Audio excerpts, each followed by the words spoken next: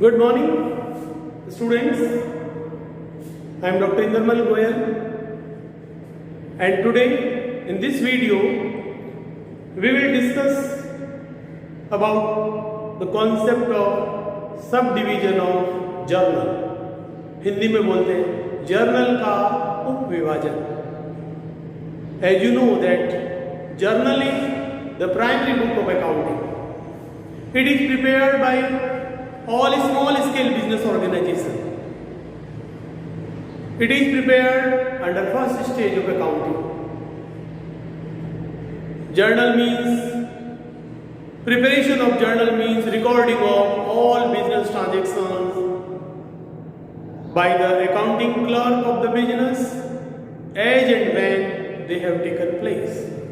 If the transactions are limited in numbers, then a single accounting clerk can record each and every transaction which has taken place during the year. But in a large scale business organization, the number and volume of transaction tends to be high. There will be large number of customers at a particular point of time. There will be diverse nature of transactions, and each kind of transaction is of large number. So in such a case, it is not possible for only one accounting clerk of the business to record every transaction of the business as and when it has taken place. So it will be very burdensome for the accountant to record all transactions of a large scale business organization. With a view to overcome such a critical situation and to lighten the burden of recording the transactions of the business organization on a one particular accounting clerk, journal is subdivided. So our today's topic is subdivision of journal. What is subdivision of journal? We can say subdivision of journal is a process of dividing journal into different segments, into different parts, and to prepare several subsidiary books in place of a single journal. And in each subsidiary book, transactions of a particular nature will be recorded date-wise, and it will be recorded by one particular accounting clerk. The transaction of some other nature will be recorded in some other book by some other accounting clerk. So, in a large scale business organization, 2 or 3 accounting clerk can be appointed to record large number of transactions as and when they have taken place.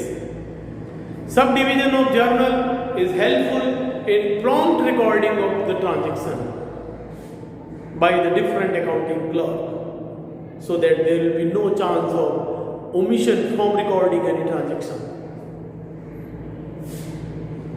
It will also make the responsibility of the accounting clerk clear. He can be held responsible for non-performance, non-compliance, or poor compliance. When the work is specified for every accounting clerk through subdivision of journal, then the job or the responsibility of each and every accounting clerk is specific and definite. So no one can escape from their responsibility. So subdivision of journal is really helpful in a large scale business organization for prompt recording of transaction, recording of the transaction with greater degree of responsibility. It directs the way for specialization and specification of the task. It ensures prompt supply of all the required information and data to the management and to all other users of accounting information. So, under subdivision of journal, accounting department of the business organization prepare and maintain several subsidiary books. Some important among them are as follows. Number one is purchase, क्रय वही. Number two is sales, विक्रय वही. Number three is purchase return book.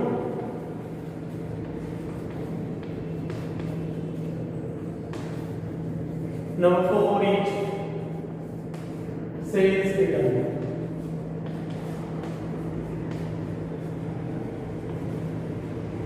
Number fifth is bills receivable book.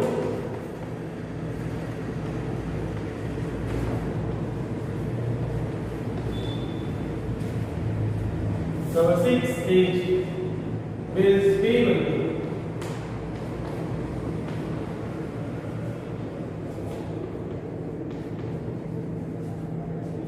Seven is cash, and cash book is also of diverse nature. There are four types of cash book which we will discuss later on, and the eighth one is proper journal.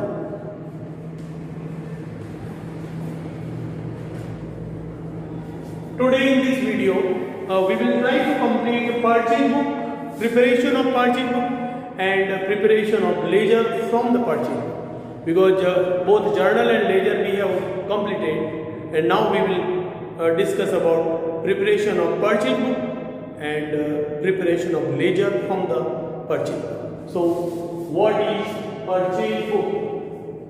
Purchase book is that specific subsidiary book in which all the transactions related to credit purchase of goods from the different suppliers on different dates are recorded date wise. Only credit purchase of goods.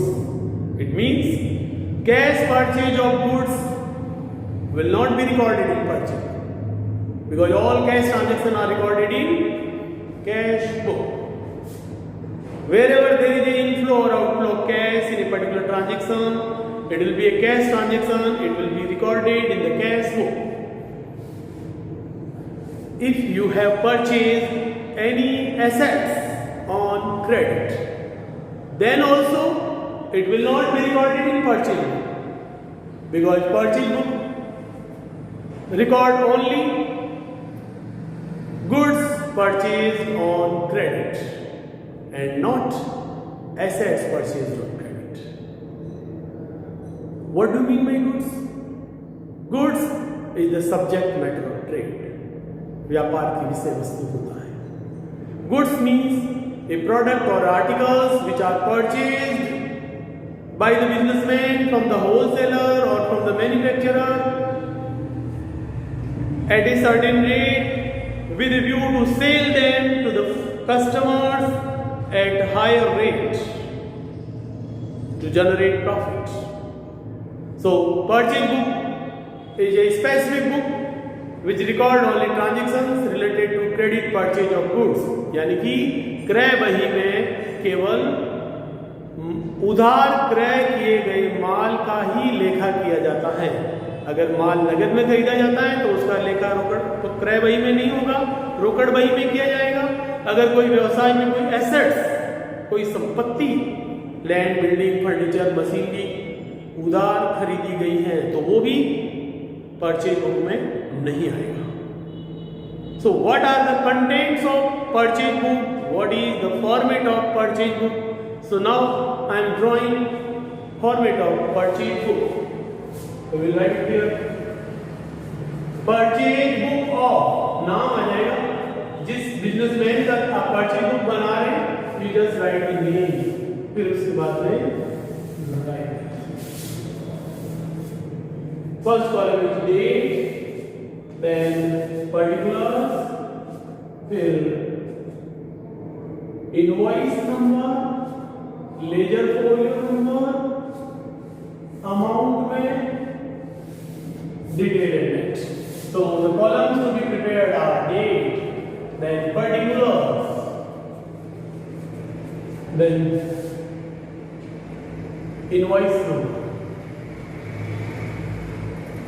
Invoice number यानी कि whenever we purchase goods, a bill or an invoice is issued by the seller to the buyer, which comprises all information about the product, the name of the product, the quantity of products, the rate, the terms and conditions of purchase, the date of purchase, the gross price of purchase, discount if any allowed to the buyer, and the net amount payable, the tax charged by the vendor. Everything is mentioned in the invoice. तो invoice मतलब जब हम किसी दुकान से कोई भी सामान खरीदते हैं तो हमें वो एक बिल देता है. बिल अगर कोई दुकानदार नहीं देता है तो आपको बिल लेना चाहिए, क्योंकि we are the consumer and we have right to get a copy of the bill or invoice which describe everything about the product that you have purchased. इसलिए आप टीवी में ऐड भी देखते हैं, जागो ग्राहक जागो, और उसमें ये बताया जाता है कि आप बिल लेना नहीं भूलें. अगर कोई दुकानदार आपको बिल नहीं देता है तो आप बिल मांगिए, क्योंकि ये आपका एक सर्टिफाइड कॉपी है, ये प्रमाण है. बिल या इनवॉइस एक वाउचर है which certify that you have purchased a particular product from a particular buyer at a particular rate on a particular date at a particular point of time. And all the terms and conditions are mentioned in the invoice, so that in case of dispute, if you want to go to consumer court, then they will also ask you to attach the copy with your grievance. So copy of the invoice is essential. Don't forget to have a copy of invoice for the goods or any assets or any item that you have purchased from any supplier, right? तो purchase book में हम date, particular, invoice number लिखेंगे. INO लिखा है, I for invoice.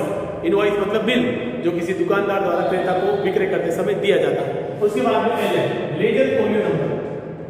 You know, while preparing the journal, we prepared this column LF, laser folio number. तो यहाँ purchase book में भी बनेगा एक कॉलम लेजर फोलियो. LF मतलब लेजर फोलियो, मतलब खाता बही का पेज नंबर. यहाँ परचेज बुक में जिन जिन पार्टी से हमने गुड्स परचेज किया उधार में, उनका हम लेजर बनाएंगे. तो लेजर में कौन से पेज नंबर पे इस ट्रांजेक्शन को वहाँ लिखा गया है, वो नंबर लेजर में जो नंबर पेज नंबर है ना, वो यहाँ लिखा जाएगा, और यहाँ का पेज नंबर लेजर में लिखा जाएगा. तो लेजर में जर्नल का फोलियो नंबर होता है, और जर्नल में लेजर का आता है, और लेजर में जर्नल का आता है, राइट. और फिर यहाँ अमाउंट होगा. जब हमने जर्नल बनाया था तो अमाउंट के दो कॉलम हमने कौन से लिए थे, डेबिट एंड क्रेडिट. यहाँ डेबिट और क्रेडिट नहीं होगा, यहाँ डिटेल एंड नेट होगा. DETAIL, डिटेल मतलब विवरण, और फिर नेट अमाउंट. तो अब डिटेल क्या होगी, आप परचेज बुक बना रहे हैं. Purchase book is for recording all transaction related to purchase of goods on credit. Whenever you purchase goods on credit, इसका मतलब गुड्स तो आपको मिल गया and you have not paid the consideration to the seller of the goods, to the supplier of the goods. So supplier become your creditor. When you purchase the goods, goods will be coming in and it is always debited.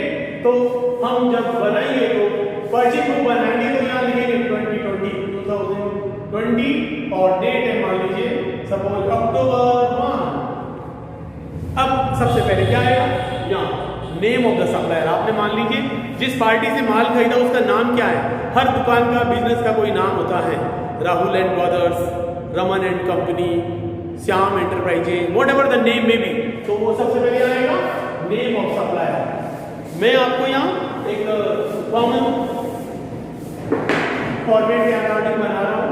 तो यहाँ मैं सबसे ऊपर लिखूंगा name of supplier, जिससे आपने माल खरीदा है उसका नाम, माल बेचने वाले व्यक्ति का नाम, क्योंकि आपने परचेज किया, किससे खरीदा उसका नाम ही आएगा। उसके बाद में नेम ऑफ प्रोडक्ट, आपने क्या प्रोडक्ट खरीदा, नेम ऑफ प्रोडक्ट यहाँ लिखेंगे और उसकी यहाँ कितनी तो क्वांटिटी खरीदी, QTY मतलब क्वांटिटी, और इनटू उसकी रेट क्या है उसको मल्टीप्लाई करके यहाँ लिखोगे डिटेल के कॉलम में। जैसे आपने X प्रोडक्ट की 500 क्वांटिटी खरीदी एट द रेट ऑफ 30, तो परचेज प्रोडक्ट X, ठीक है, तो आप लिखेंगे product X quantity 500 at the rate of 30, तो वो मल्टीप्लाई करके यहाँ लिखेंगे, ठीक है। तो क्वांटिटी टू रेट, फिर प्रोडक्ट, नेम ऑफ प्रोडक्ट जैसे X हो गया, X प्रोडक्ट का नाम हो गया, X का कितना क्वांटिटी है, मान लीजिए 50 क्वांटिटी है at the rate of ₹40 each, 5 4 20, तो ये 2000 हो गया। फिर आपने एक दूसरा प्रोडक्ट और खरीदा, उसका नाम है Y, तो Y प्रोडक्ट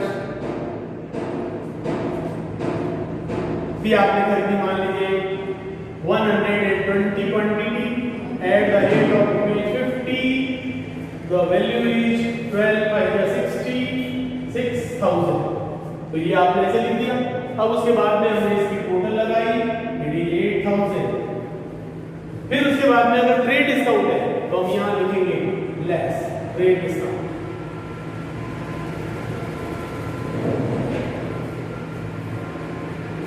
तो suppose trade discount is 10% at the rate of 10%, तो ये 10% 800 का आप घटाओगे, फिर यहाँ घटाने के बाद इट इज नाउ 7200, राइट। और उसके बाद में ऐड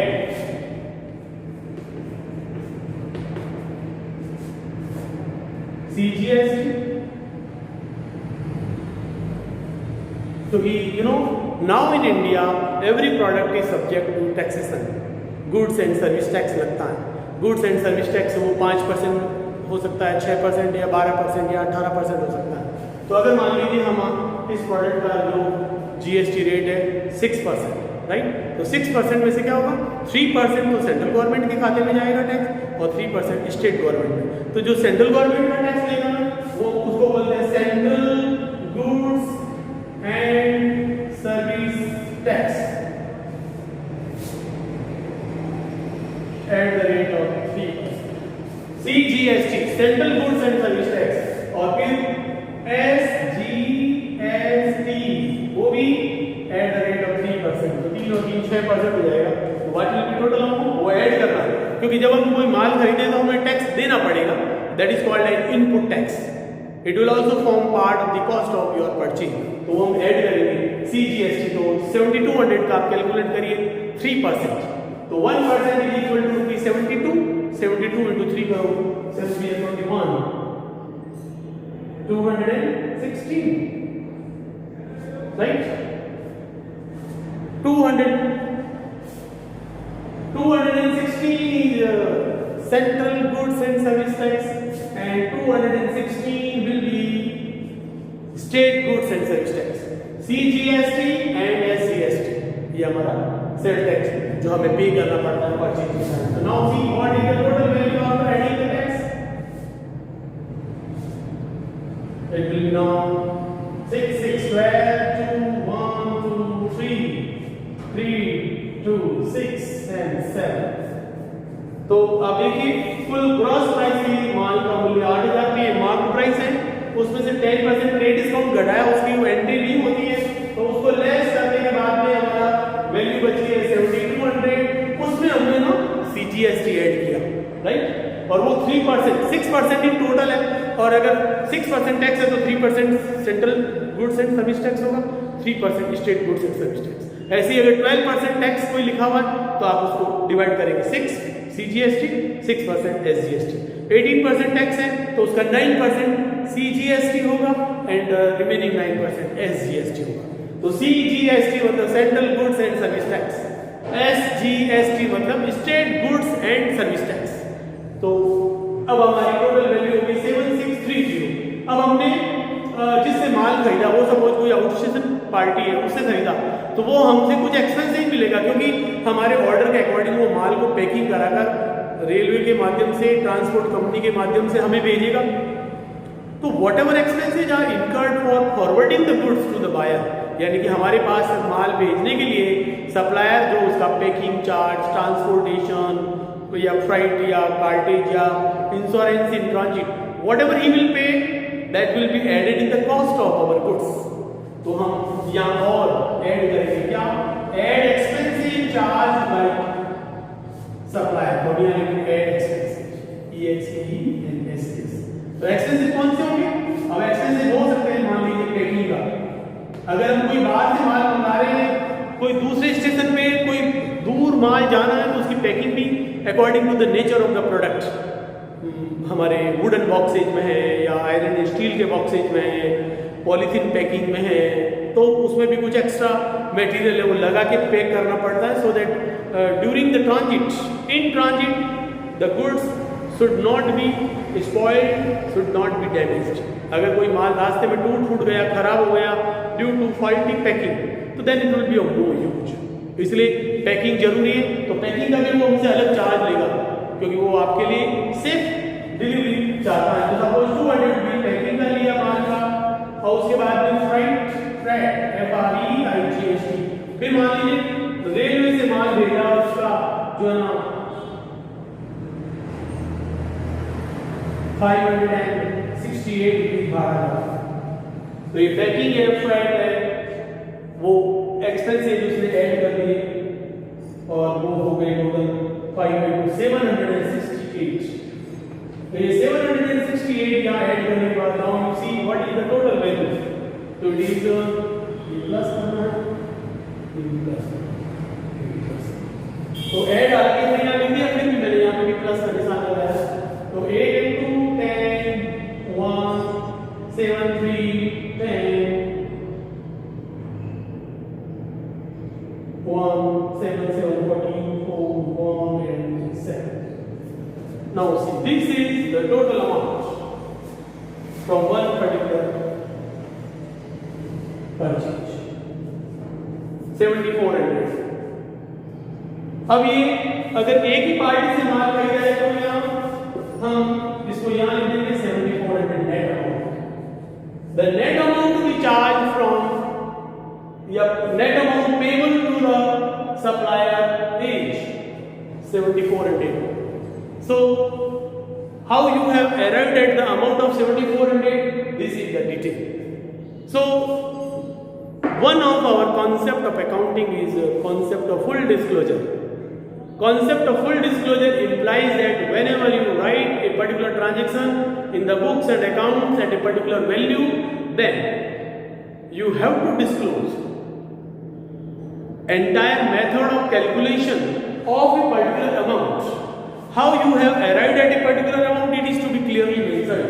तो ये हमने बनाया है, 7400 आया एक पार्टी का। अब मान लीजिए मैंने अक्टूबर 5 को एक और पार्टी से माल खरीदा, सेम ऐसे कैसे लिखा जाएगा, नेम ऑफ द सप्लायर आ जाएगा,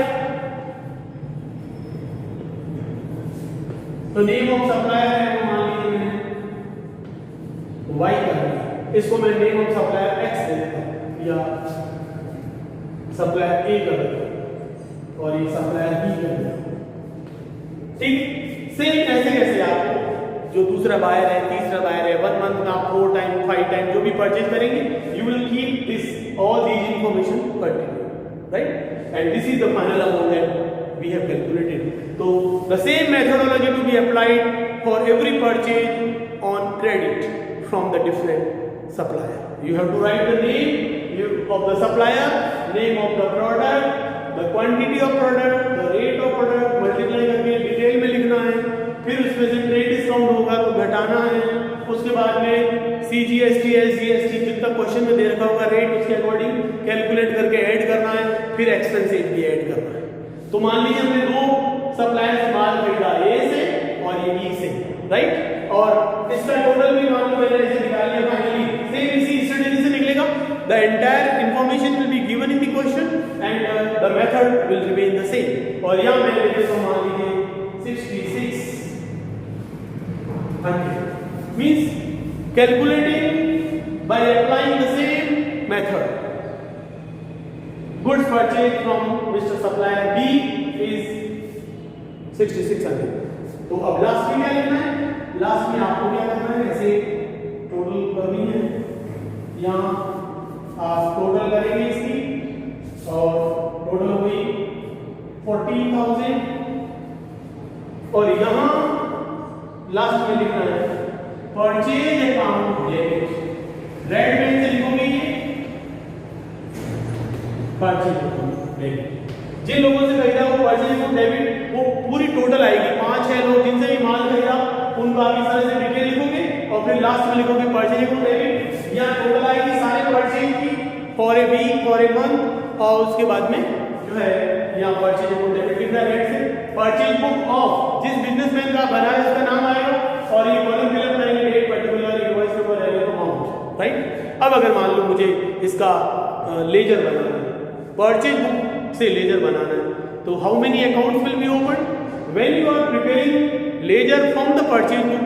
तो एक तो परचेज अकाउंट खुलेगा, परचेज बुक का पूरी टोटल परचेज अकाउंट में जाएगी।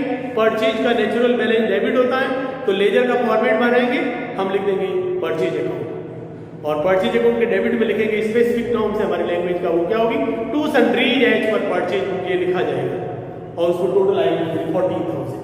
फिर उसके बाद हमने 2 लोगों से माल खरीदा तो उन 2 लोगों के अलग अकाउंट बनेंगे, A's account and B's account. ये नेम ऑफ सप्लायर है, जो भी हो क्वेश्चन में वो लिखना है। तो या बिजनेस का नाम है, दुकान का नाम है वो लिखना है, राहुल एंड सन्स या मोहन एंड ब्रदर्स, जो भी दुकान का नाम है सप्लायर का नाम वो आएगा। या मैंने सिंपली ए और बी लिखा है, ठीक है। अब जब आप ए का अकाउंट खोलोगे तो हमने ए से माल परचेज किया, what is the journal entry purchase account debit to A. तो ए में क्या आएगा? ए में हम लिखेंगे बाई परचेज कितना रुपया 70।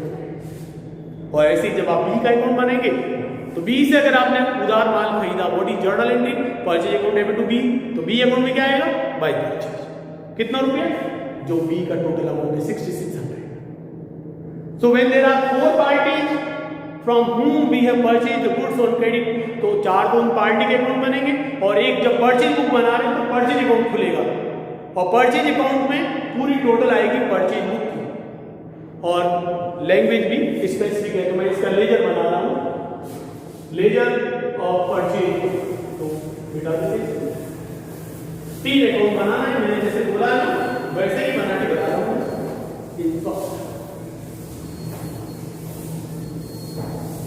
जब लेजर बनाना है तो फॉर्मेट ऑफ लेजर बनाएंगे और फॉर्मेट ऑफ लेजर क्या होगा? There are 2 parts in every ledger account. Left hand side is the debit side, right hand side is the credit side. And in left hand side we will use the word to as prefix, and for right hand side we will use the word by for every item posted. तो हमारा heading है laser और purchase. Purchase book का मैं laser बना रहा हूं और एक तो खाता खुलेगा परचेज अकाउंट,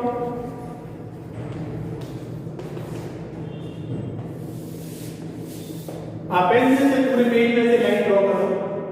ये पहले पार्ट पेपर को 2 भाग में डिवाइड कर लिया and then you see date particulars and यहाँ लेजर में अपन जर्नल लिखते हैं, जर्नल में लिख देंगे PB folio purchase book folio number और अमाउंट, फिर अगेन क्रेडिट साइड का date particulars PB folio number PVF and amount आ जाएगा, डेट पर्टिकुलर्स और पीबी फोलियो फिर page book folio purchase book folio number PVF का दो amount rupees, again credit side का date particular purchase book folio number and amount, right. और हमें 3 account बनाने, एक तो परचेज अकाउंट, दूसरा एज अकाउंट और तीसरा बी है। तो यहाँ मैंने एक पेज पे लाइन ड्रॉ कर दिया, मैंने हटा दिया और ये बी का अकाउंट मुझे बनाना है। तो I will write A's account और ये बीज अकाउंट। ये ए और बी को सप्लायर है हमारे बिजनेस में। जब हमें लेजर की पोस्टिंग करनी है, परचेज बुक से लेजर बनाना है, परचेज बुक खुलेगा हमेशा और बाकी जितनी पार्टीज है उनके खाते। और परचेज बुक में क्या आएगा, हम लिखेंगे to sundries as per purchase book. और ये फिक्स लैंग्वेज है, इसका मतलब होता है क्रय बही के अनुसार विविध क्रय और हमारी टोटल परचेज थी 14,000 और जिस पार्टी से हमने माल खरीदा they are our creditor because we have purchase goods on credit. हमारी एंट्री है purchase to payment to A, तो हम ए में लिखेंगे बाय परचेज अकाउंट। और ए से हमने जो खरीदा था इट वाज रुपीज 17,400 और बी से जो खरीदा है वो हम लिखेंगे यहाँ by purchase to payment to B and the amount was 6,600। It is to be recorded like this. Date में क्या आएगा 2020, ये हमने खरीदा था अक्टूबर 1 को और यहाँ पे क्या आएगा 2020 ये अक्टूबर 5 और इधर की डेट क्या आएगी 2020। और अगर आपने मान लो पूरे अक्टूबर मंथ का लास्ट डेट आएगा, अगर आप फोर्टनाइटली बनाया है तो 15 दिन लास्ट डेट को आएगी, ठीक है ना। तो मैं यहाँ अक्टूबर 30 अक्टूबर ही कर देता हूँ, डेट जो भी होगी 15 है या जो भी क्वेश्चन वो लगा दो। This is called as posting into ledger account, preparation of ledger from the purchase book.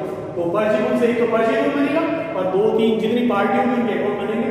बाकी जो है ना बाई बैलेंस ईडी करके क्लोज करेंगे, टू बैलेंस ईडी से रीओपन करेंगे and it will remain continue. Party account में टू बैलेंस ईडी आएगा बंद करने के लिए और वापस बाई बैलेंस ईडी आएगा। So this is all about preparation of purchase book and preparation of ledger from the purchase book. Thank you very much. I am sure that you will be able to understand and I will provide you the notes. Go through this video, watch the video, share this video and if you have any doubt you can call me. Thank you. God bless you.